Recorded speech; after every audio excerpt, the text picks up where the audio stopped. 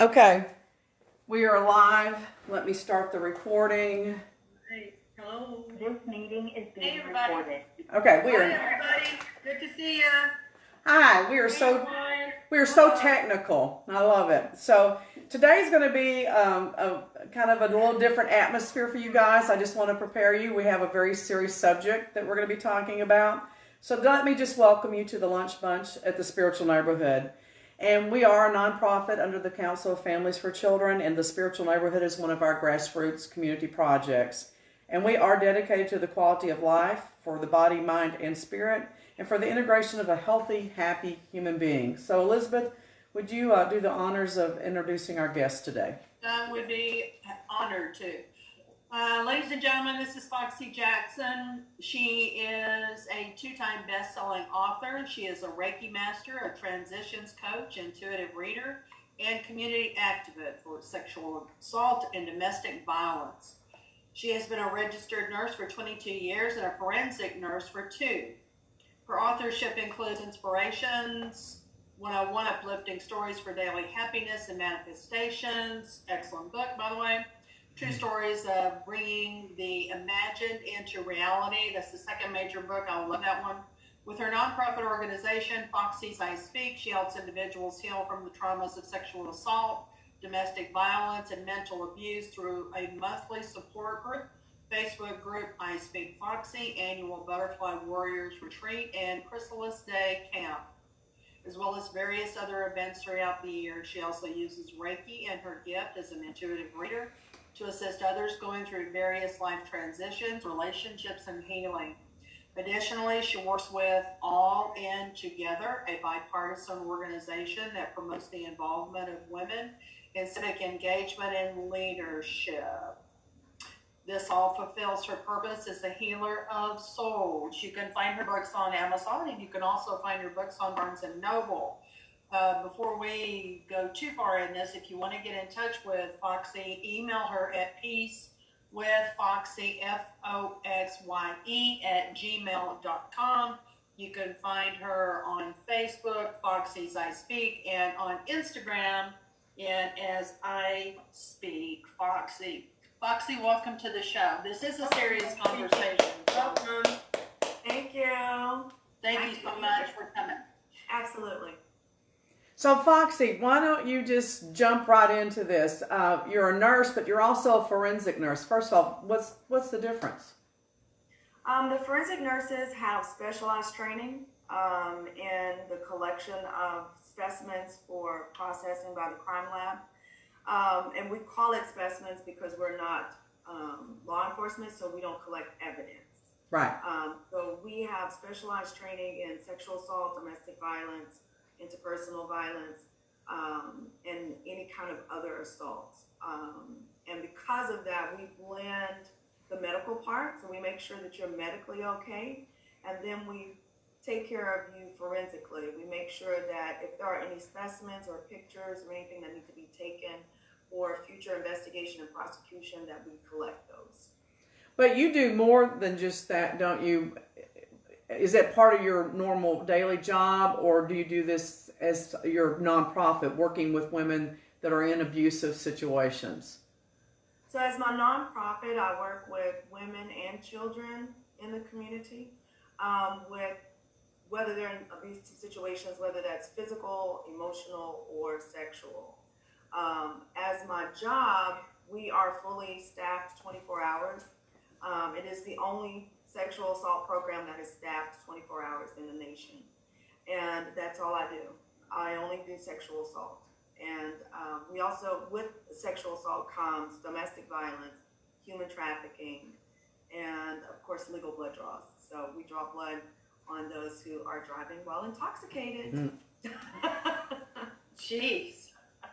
That could be a fun group. It is. Sometimes I just want to tell them, they get in there and they're afraid of the needle. And I'm like, stop drinking and driving. You're supposed to be at home anyway. Yes, you and I should get together and have a drink and compare stories. I used to own a bail bond company and used to work with those people on the other side of the fence, literally. Yeah, So. because as soon as I finish, I'm like, oh my God, I need a drink. So much.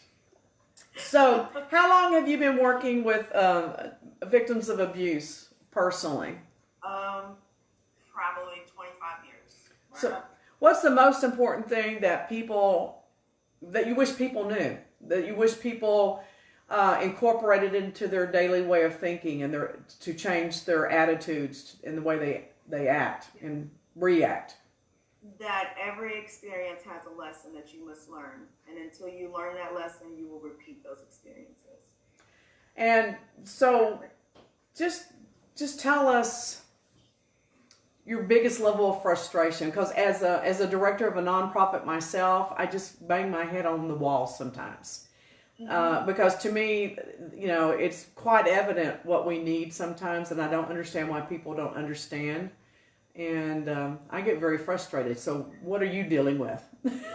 My biggest frustration is that nobody wants to talk about sexual assault.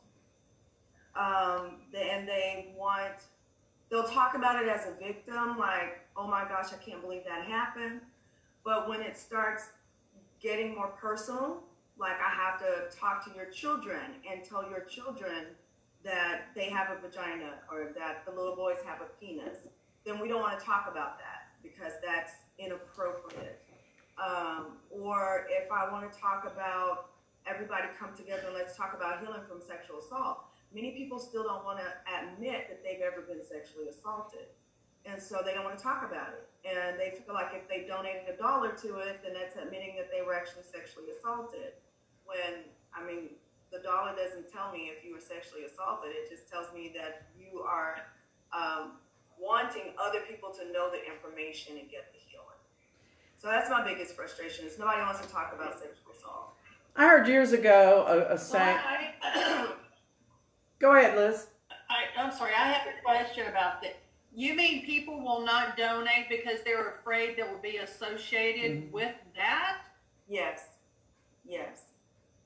I've gone to networking events, and at the networking event, I was there for my organization, and then there was a woman there for Mary Kay. She sold Mary Kay. And this lady was well into her 60s. And when I sat down for us to exchange cards, she just started telling me, she said, I was sexually assaulted when I was a little girl. And she was maybe 5 years old. And she had never told anybody until that moment sitting at the table. And so whenever you go through sexual assault and you're surrounded by people who don't want to talk about it, you have a tendency to bury that and you don't want to associate with it at all.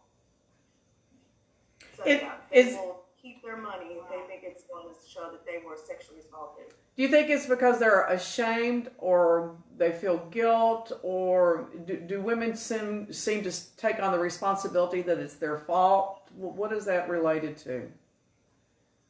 All of the above. There are so many people, especially in the Black community, everything is blamed on the little girl.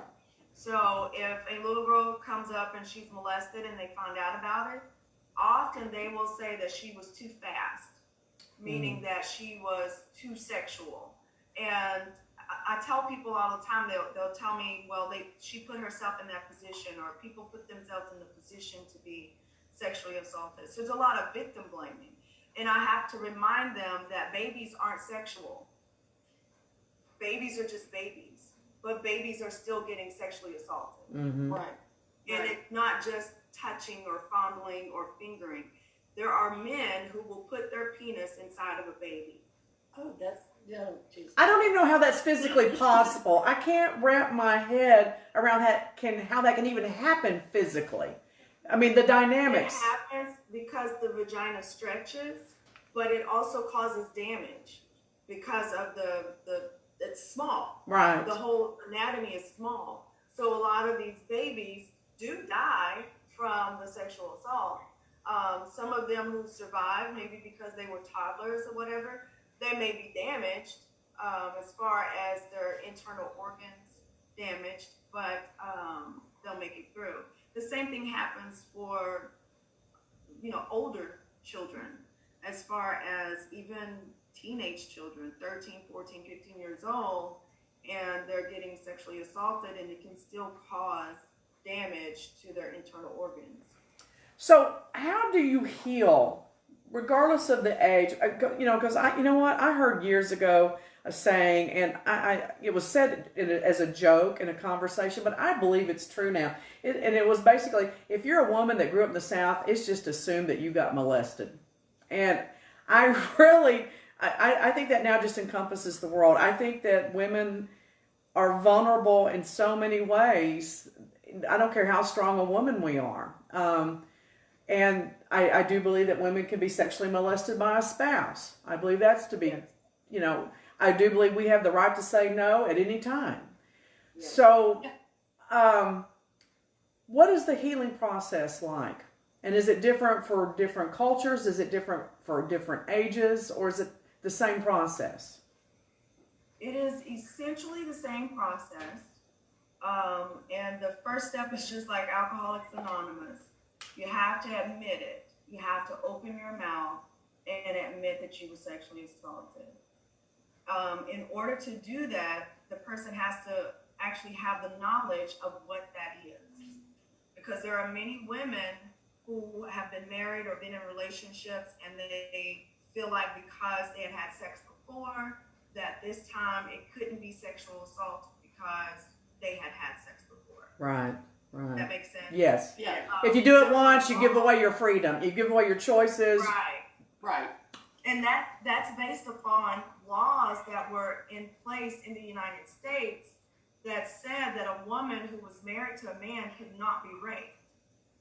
That once she married that man, that he could have sex with her whenever.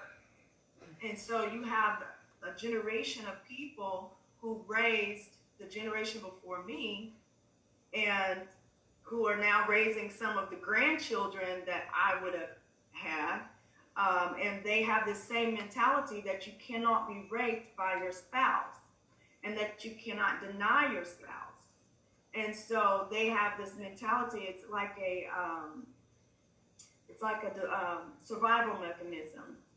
I have to be accepting of it in order for me to survive it and be okay with it. And so they make it okay with everybody, And in some cultures, it's, I don't want to tell because I have to protect the black man, because if he gets arrested, then they're going to kill him. Or if he gets arrested, this, and this is going to happen. And so a lot of them don't tell. And that's not just from today, that's from ages and ages ago. There isn't a culture that is more likely to speak up about it. I've had even in every culture, there's victim blaming and there's victim shaming. In some cultures, the women will be killed if they have sex with anyone other than their spouse, which they don't care why it happened. There are some cultures where they'll be ostracized. That was me. I was completely ostracized.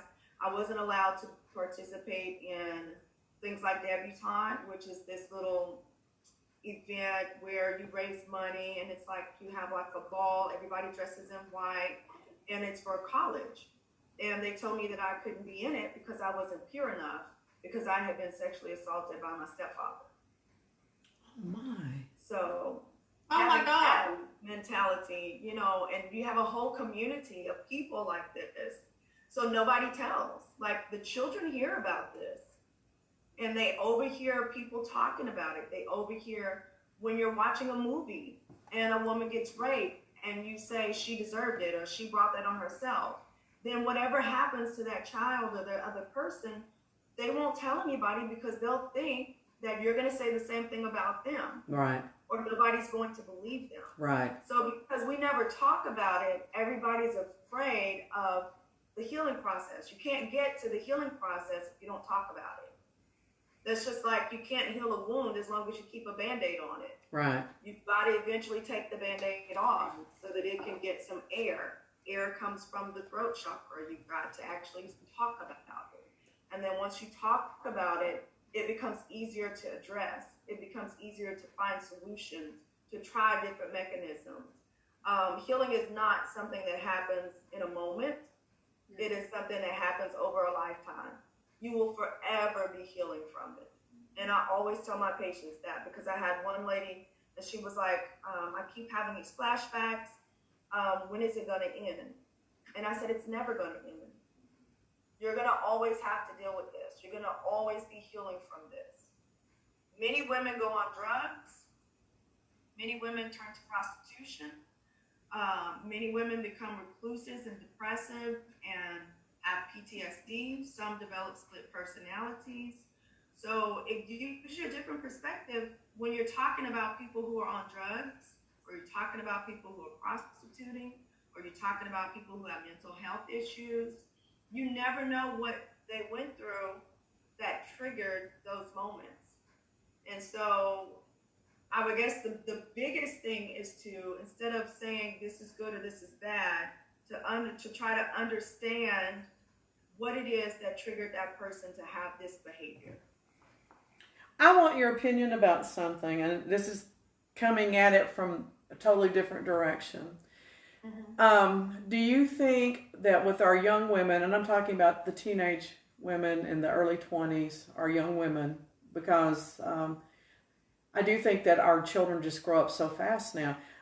Are we giving them permission to over-sexualize themselves and they're not ready for it? And so that puts them at risk for being maybe not abused, but used. Does that make sense?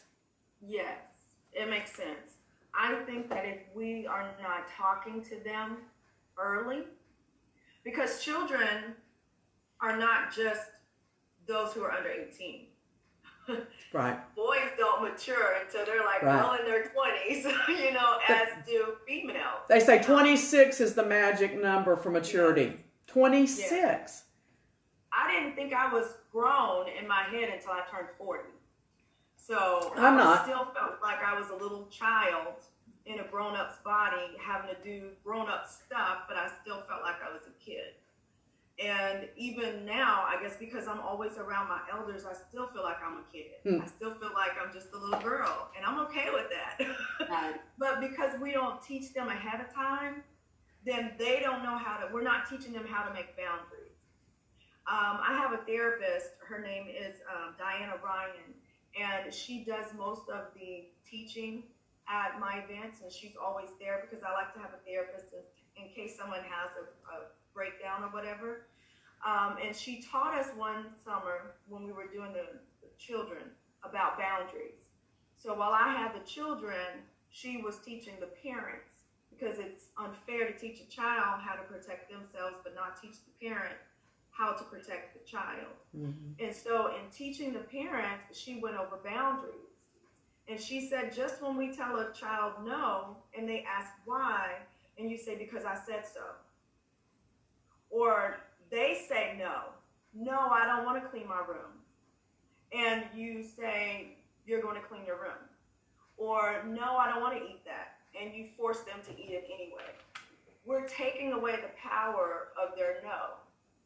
And that doesn't mean that we don't give them consequences, because there's always consequences to every action. But when they say no and you take away their power to say the word no, then even when they get older and they feel like it's a situation to say no, they feel like they don't have any power. Like their no is not going to mean anything, because they've been groomed from childhood that no doesn't mean anything to adults.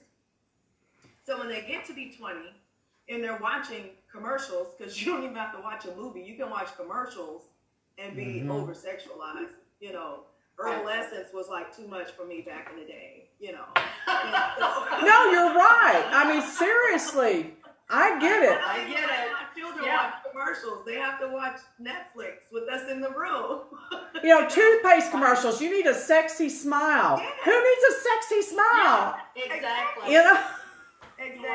You're not good enough if you don't have a sexy smile. What is a sexy smile, for God's sake? Really? Don't even get me started. I'm sorry. It's true. It is. It is an ad. It is an attention grabber, and that's where we head. I can remember at the age of 12 throwing a hissy fit in the living room over a toothpaste commercial because it made me so uncomfortable. And I'm like, why do we have to have sex on TV all the time? And just the things I just said. And I mean, and I'm stomping my foot and I'm yelling and I'm screaming. And my parents thought I'd lost my mind. I probably had, but I remember how uncomfortable that was. Yeah, it's creepy. It is creepy. When you're younger, especially if you're introverted and you see this and you feel like you need to be that way, but you don't have that on the inside of you because you're introverted. Let me ask you something. So for those that are actually really introverted and this situation happens to them, that is a situation that a lot of people do not know how to deal with. What do they do, Foxy? I always tell people to get a journal. Writing is so cathartic. It allows that person to release those energies that are in them, those negative energies, onto paper so that it can actually be transmuted. It's a way of speaking. So when you write, you're actually speaking from your soul, and it is even more therapeutic than speaking to a therapist at times, because you're able to be candid, you're able to tell you can scream on the paper, you can write exclamation marks, everything that you need to do until they get to the point of being able to talk to someone. It may be that they never get to the point of being able to talk to someone because they're so introverted. But if they can start with journaling and they can get it out on paper, and then every time they're feeling a certain emotion, whether it's happiness, sadness, anger, frustration, shame, guilt, and I did say happiness because in a journal you have to show all of your emotions. You have to show your good days and your bad days, because when you go back to read it, then it's easier to see your progress. And as long as they can see progress, that this doesn't hurt as much as it used to, I can see the lesson in it. I can see the benefits, which is a weird way of looking at it, but the benefits of having this experience. For me, it took a long time for me to see the benefits in being molested and sexually assaulted. I was molested and sexually assaulted by my stepfather, and then sexually assaulted by a police officer, by a spouse, and by a boyfriend. So at the time I was like, okay, this is just my new norm. So everybody's just out here sexually assaulting people. As long as you say yes, it doesn't hurt so bad. And that was my thought process for many, many years.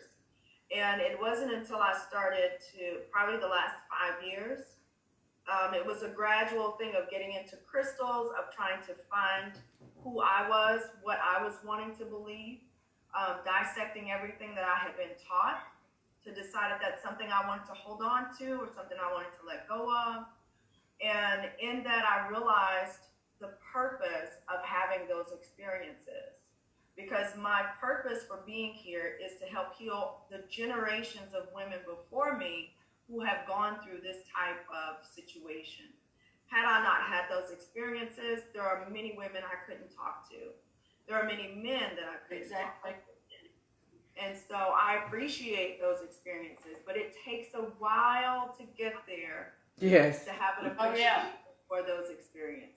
Well, let me share something with you, Foxy. I'm an incest survivor myself, and one of the things that I found very powerful for me when I did this, and I was in my early 30s. I'm 62 now. So what I found was really helpful for me to starting the healing process was getting in touch with my little girl, my little self. Yeah.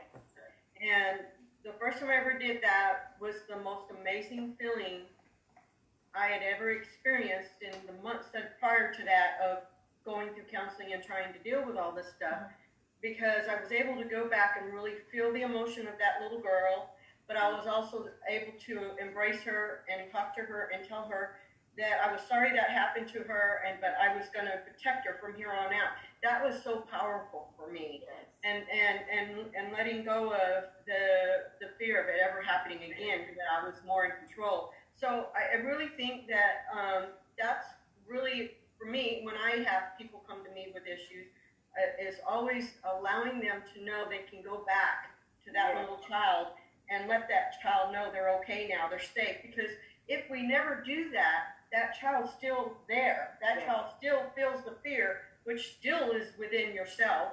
And you always have that anxiety of not being in control. And once I got that back, it still took years. Yeah. Like you say, it's a lifetime healing. It really is. But once I did that, then I could get to the place where I could forgive myself for blaming me and forgiving those that hurt me. Right. So it was really powerful for me. And I haven't shared that publicly. This is the first time I've shared it, I think, with them on privately, but I felt it really important to share with people about getting in touch with that little person within you, that little girl that was wounded, and letting her know she's safe now, and you're going to continue to protect her. And that's still a feeling and emotion I have with me today. So I wanted to share that with you. Thank you so much for sharing. Yeah. I appreciate that. That was very brave, Gail. I appreciate it. It was. It really was. Foxy, I have a People are question. stuck at the age of trauma, and that's just my own little coined term. And I really don't need a whole bunch of research to tell me that, because I deal with people. But people are often stuck at the age of trauma. Their bodies continue to grow, but their soul and their spirit is stuck at whatever age it was that they had their first trauma. And so you'll find that a lot of people are adults by appearance and age, but their mentality is that of a child. They deal with life like a child. They don't have boundaries like a child. And it's because they're still stuck there. And I do tell people to go back, grab that little girl's hand or that little boy's hand, bring them to the present of where you are right now.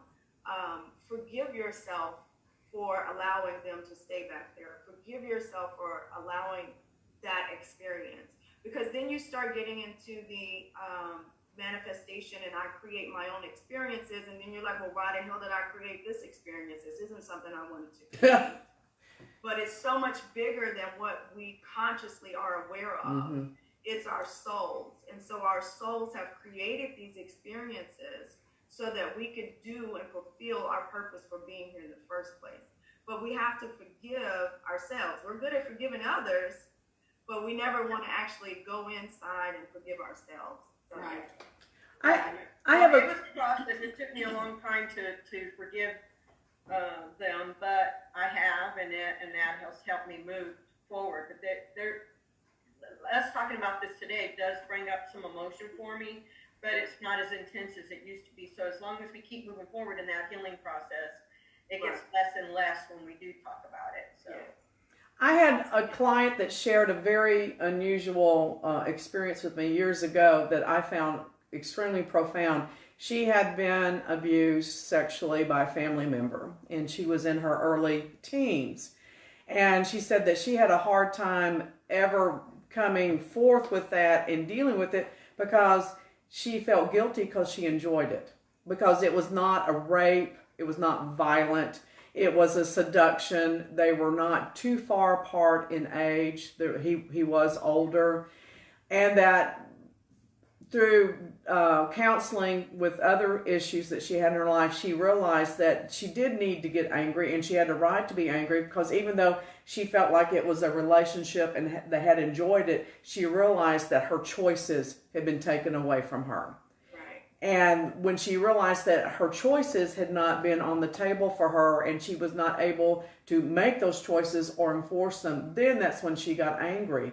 But I had never thought of the concept of actually being in a situation where you were assaulted or abused and actually enjoying it. But it makes sense that if you felt connected and it wasn't violent, we are sexual beings.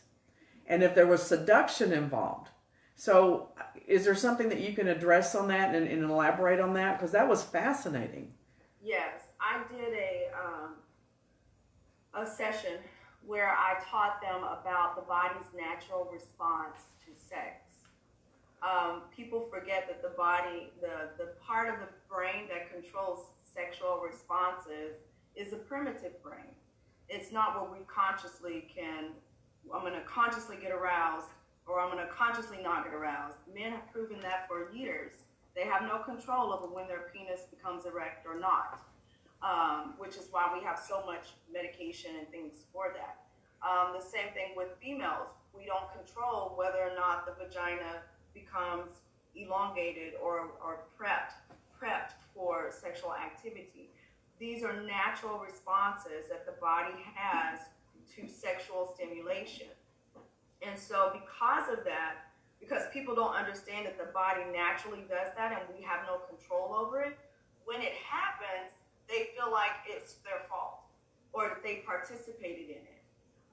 Perhaps it was a woman who was sexually assaulting a boy or a man, and because his penis becomes erect, he feels like he wanted it, or I must have wanted it because this, and this happened.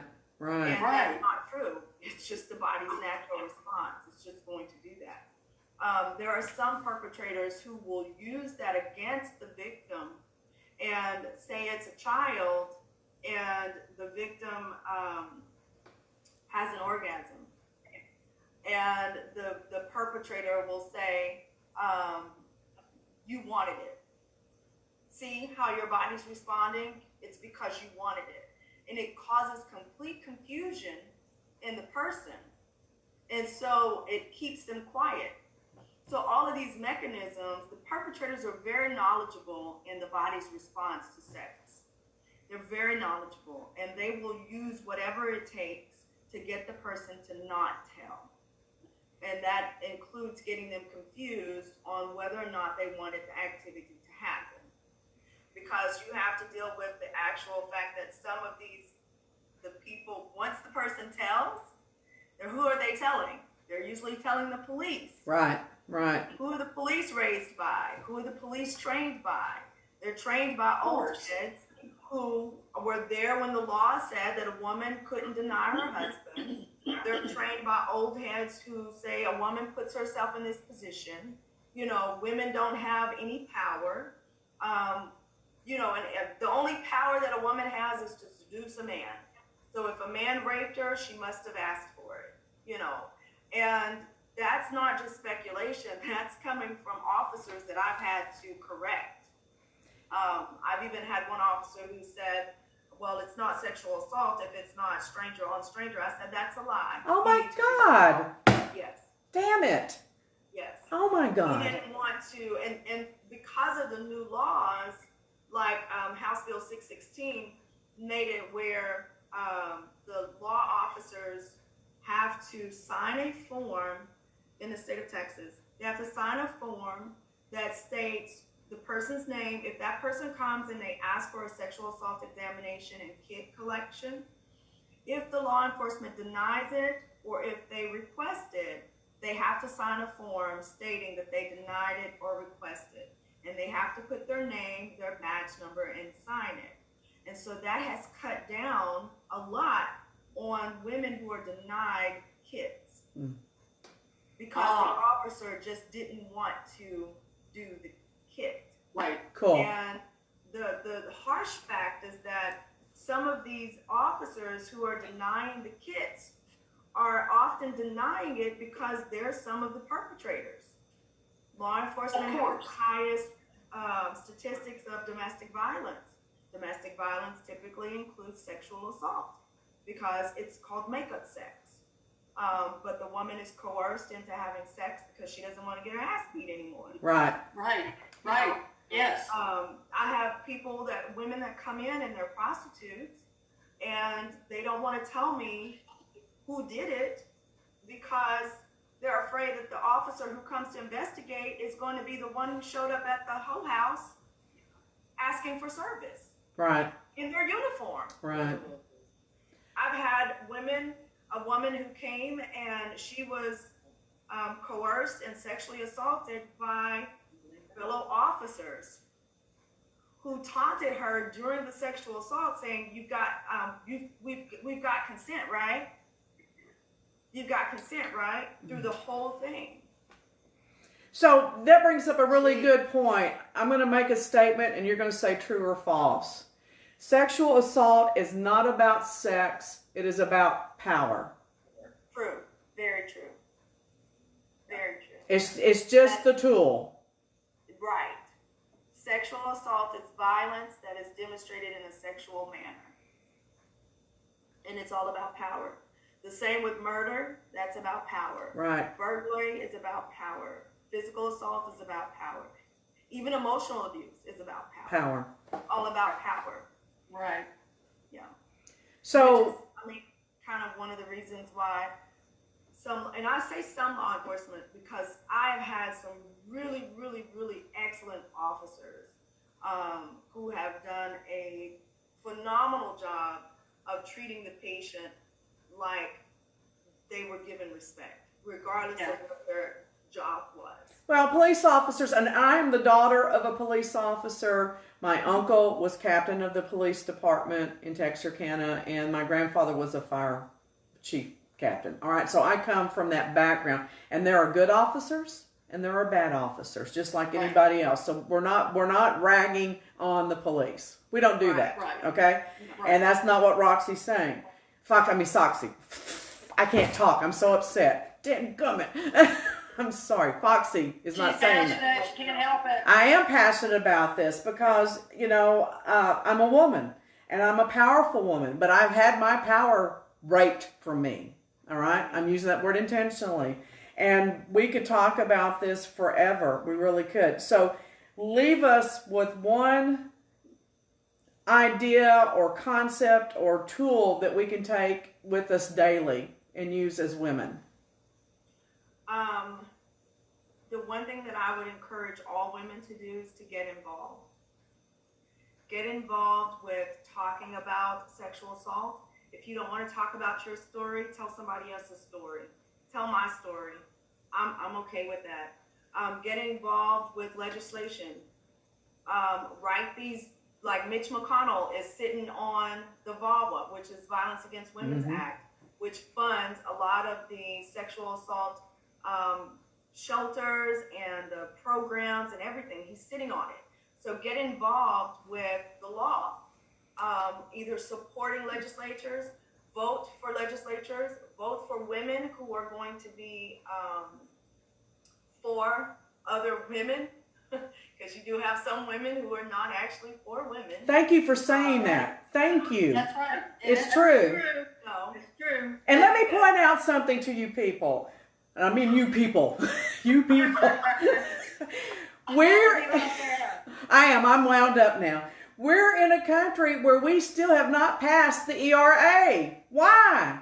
Why do we not have an equal rights amendment in our Constitution for women? Why? Right. Explain this to me like I'm a 2-year-old, because I don't understand it.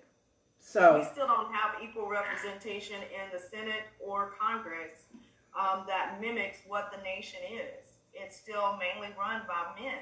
yes. And so we have men deciding if women are sexually assaulted. Men are deciding if women should receive benefits or service because they've been in a domestic violence situation. You're my new I favorite am person. sick and damn tired of that. I am tired of a group of men coming in deciding what's right for a woman. I am absolutely fed up with that crap. Well, frankly, I don't want anybody deciding what's right for me. I want the right to make my own decision and not depend on anybody else, because I know me. I want the advice of my loved ones, and then I want them to shut up, and I'll make my own decision. Seriously. Yeah. Well, I want to be supported as a woman. I want to be supported from my own government as a woman, not because of, whatever.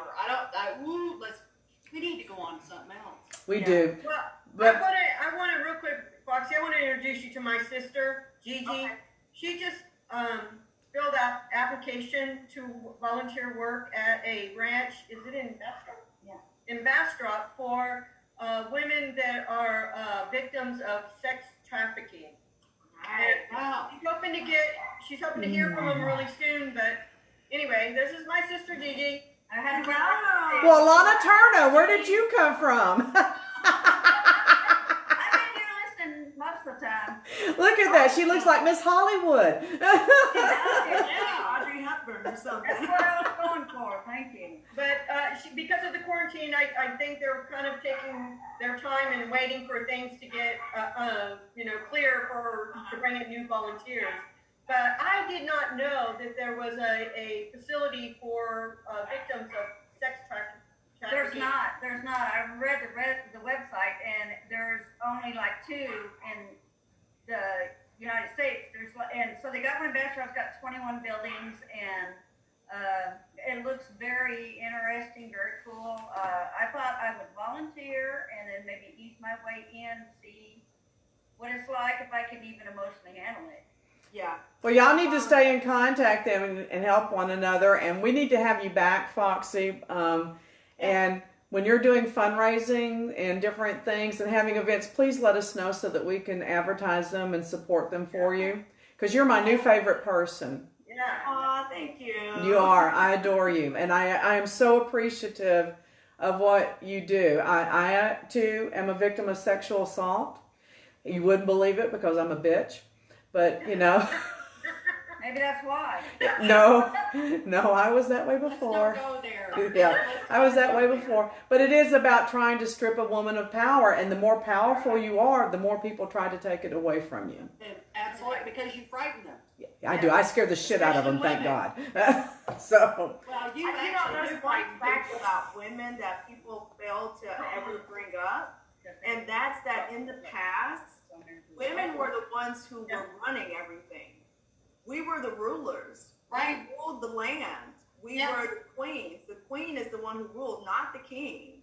Yeah. It was That's right. always the women, the medicine women of the tribes ran the tribes. The mothers in Native American culture ran the culture. You know, so women. What they said goes. well, That's right. that's They even had true. the last word. Women had the last word in Native American culture. Well, and it's true even in the spiritual realm, because in Judaism, you were born as a Jew through your mother's heritage, not your father's. So, Right. you know, women have been mistreated. There's no doubt about it. I know that men are Right. mistreated too. We're not saying that, but we're talking about women today, so get over it.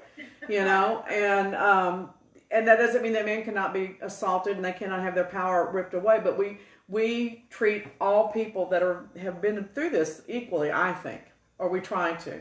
You know, I Hope so. don't try to discount anybody's story. Well, Right. thank you for coming, and tell them again how they can reach you, a phone number or email or something, please. My email is peacewithfoxy, and that's FOXYE. So it's peacewithfoxy@gmail.com. And I'm on Facebook and Instagram. My group is I Speak Foxy on Facebook and Instagram. And the actual nonprofit page is Foxy's I Speak, and that's on Facebook. Well, if I were a hugger, I would hug you right now. I just think you're awesome. I do. I think you're awesome. These are our Corona hugs. Yeah. Elbow up. That's how we act now. Yeah. I do that because I'm choking people. And last thing, this is why I was married to my husband for 7 or 8 years, and most of that was terrible. I've been married to my wife for almost 18 years, and it's the best thing I ever did. Yes. Good for you. Good for you. Good for Good you. for you. I'm so glad you brought that up. And Gigi, I would like to, have you heard of Tanya Stafford here in Texas? No. It's Going to Be Okay. It's her group. It's a huge nonprofit. She works with Homeland Security and everybody on human trafficking. She is the reason why we have January as Human Trafficking Awareness Month. Okay. She's right here in Dallas area.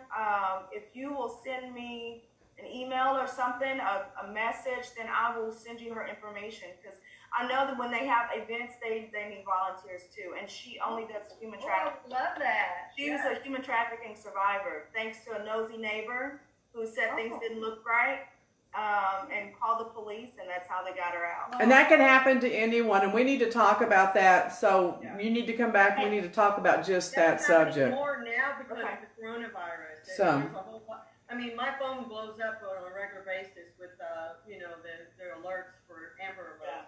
Yeah. Hey, Foxy, will you send me and Deborah the info for her so that we Yes. can get in touch with her Yeah. and see if she can be on the show? Oh, she'd love it. She would love it. Well, especially if she gets me wound up. Oh my God, there's no telling what will happen. Woo. It can be a longer show, yes. All right, Foxy, I'm going to let you leave, and thank you for coming, and we will Thank talk you to you for again having me. soon. Thank you so much, Foxy. Bye-bye. Bye. The recording has stopped. All right, there we go. Oh my God, my heart's pounding. I'm all wound up. I want to go march. I want to go protest. I want to shout. I'm going to tell you, the ERA is a subject that really bugs the crap out of me. It makes you want to go and do things and be empowered. Yeah. Well, That's a lot to say. the thing about it is that what I think a lot of people don't think about in specific detail is that sexual assault that includes intercourse is not only one of the most violent things that can happen to a woman or a man, because they could be penetrated as well. It's the most intimate thing because you're actually taking somebody else into your body, you know? And especially as an introvert, oh my God, just being in my space is intrusive. I'm really adamant about that energy. Yeah. And so to have something else inside of me but that's not me can be glorious, or it can be very, very intrusive, And I have seen so many women that literally check out of their bodies when that happens, and they forget to check back in. They never check back into their bodies, That's right. So there's a lot to be said to that. Well, let me say a real quick shout out to Luann, Brenda, Amy, Betty. Betty's our top fan, by the way. Hey, Betty. I know that. We need to send her flowers. Candy. Hello, Candy. Thank you for joining us as well, and for everybody else that was keeping track with this as well. I want everybody to know, Wow, what a show. we have several messages and comments, and I haven't been able to respond to them because being here, I've been having trouble with my Facebook. I'll be home Monday, so we're going to be back to normal. So if you've sent a message or made a comment and they haven't been, I will get to it ASAP. So It's been tough getting them. we have no normal, Gail, so don't worry about it. There's no normal for For my us. normal, There is no, I just Gail? have to say, this is the new normal. Well, I I'll mean, get to it. seriously. Really, Gail? Have you looked up the definition of normal? Really?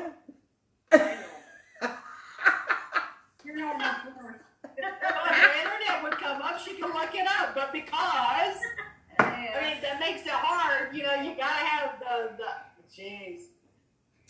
yeah, well, but I just wanted people to know we're not ignoring them, and I will get to them. Well, I am so proud of her for coming on and sharing her story. I'm proud of you, Gail, for sharing your story.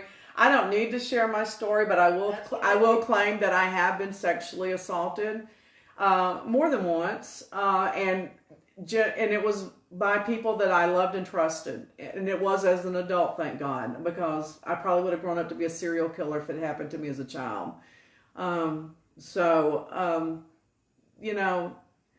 And it One can. of the things I want to really say right now, though, real quick while I'm thinking about it, and I wish I'd have said it when Foxy was here and she could elaborate.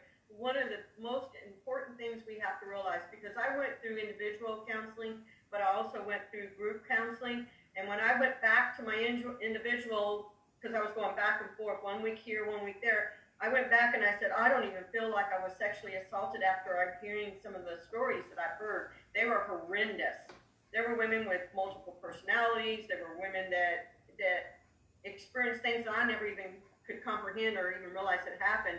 And the one thing my counselor said to me was, do not ever say that what happened to you was it wasn't anything. You don't minimize what happened to you because of what somebody else's story, because it happened to you and it hurt you. So when we hear of other people's story, we're like, oh, well, mine's not so bad. What happened to you, no matter how big or little it is big to you. Don't ever minimize that, ever. Yeah, it's not a competition. It's not a competition, But it happens. It happens because I get it. Mm-hmm. So, It all right. happens more often than not. Right. Seriously. It does. It Yeah, really does. Foxy could really come back and talk about, the stuff that we talked even before we went on the air, just in general. Oh, y'all missed the good I think stuff. we need to talk about Yeah, children. yeah, we missed What some of do the they good need stuff. to do? How do we prepare children? Yeah, So, Right. all right, good stuff. I'm done, and we ran a little over today, but it was well worth it, And one day when we have a budget and have somebody that can do this better technically, we might be able to just We're getting there. Really? It doesn't feel like it. Okay, if you want to do it for free, get in touch with us at spiritualneighborhood@gmail.com. Oh, Gail, I got to tell you this. Are accepted. Wait a minute, I got to tell Gail this before we leave. I got on early. I did a little video this morning talking about what we were going to talk about and things to kind of clear up because we advertised the wrong show earlier. That was my way of handling it. And I don't know what the hell I did, but I logged into Zoom and I am completely upside down on the screen. It's like I'm hanging from the ceiling. The room was right, but I was upside down. And it took me like 15 minutes to get that straightened out. And I'm like, dear Lord, please help me do this because I am running out of patience. You heard, and I was telling her about the lady who was doing her Zoom class, and she had turned herself into a potato because she thought it was funny, and it stayed that way the entire time she was in her meeting. I mean, can you imagine looking at your teacher as a potato? Well, could you imagine us doing that when we had Cinco de Mayo? Oh my God, man, that would have been funny. We should have done that that would have been funny. That would have been a good idea. That can still happen, you know. And I'm going to tell you right now, look at those. June de Mayo. I mean, why just Cinco de Mayo? Well, because Why we were not drinking June? and it would have really been, I mean, we were having fun. And we were buzzed. We were all buzzed. I mean, No, y'all were, I wasn't. Yeah. You go back and watch that video and tell me you can tell any difference in my behavior that day and any other day. I was not buzzed. Well, I'll go back and look. I don't get drunk. I don't. It's the Irish in me. I do not get drunk. I will drink your ass under the table any day of the week. You probably can because I don't drink enough anyway. So. I am coloring my hair. Look at that. That looks like crap. I have slept since then, so I don't remember anything. I No, barely remember yesterday. Didn't Deborah say she went and took a nap after that? you did. I know I did, but somebody else did. It wasn't just me because somebody else did too. No. I don't remember. But I take a nap every day for about 30 minutes. It's my meditation time. But I bet that was funny this morning, Elizabeth, you guys doing that. Well, I think I know what happened. I didn't see it. I wish I had. That would have been great. You know what would have been funny? Is for you to see it and you kept going, you're upside down. I'm like, no, I'm not. What's wrong with you? It's like, yeah, you are. No. We're not. This is not bad day. We're not doing bad day. Although that might not be a bad idea. All right, let me just tell you real quick. We are going to have Martha back in a couple of weeks. Martha is going to videotape from the haunted house in Mineral Wells. I watched their show last night. It was really kind of interesting. I frankly think Martha is a much better investigator than Jack Osborne. She should have her own show. I'm just putting it out there. I'm disappointed we can't go through. Jack, I like you. I would love to do an investigation with you, Jack. Just letting you know. I love Jack, but I love him, but I really do. I don't know why.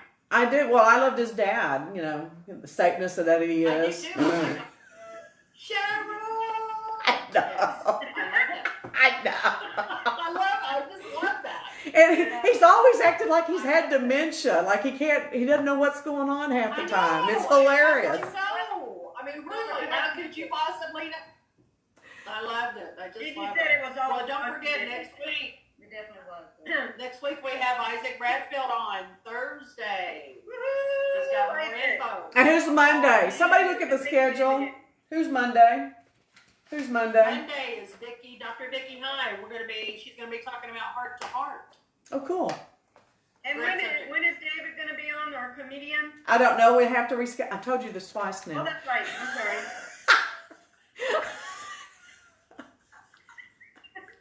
She's like our. You know what? I feel 100% better. I just feel 100% better. Here's Gail. Deborah! I just feel 100% better. Thank you so much. All right, I'm closing this out. And I do. I'm closing this out. Thank you Okay, for. bye y'all. Have a great weekend. Y'all be safe. I haven't said it yet. See you Monday. I haven't said it yet. You say bye after I say it. Go ahead. Thank you for sharing your. I'm so sorry. Forgive me. I'm leaving. Damn it.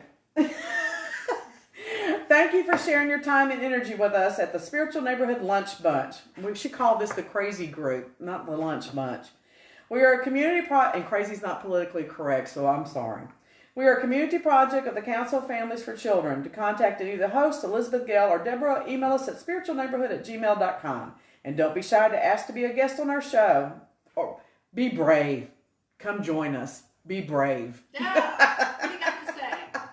All right. What's important to you? That's Let us right. know. All right. I'm turning Now this we can off. say bye, everybody. All right.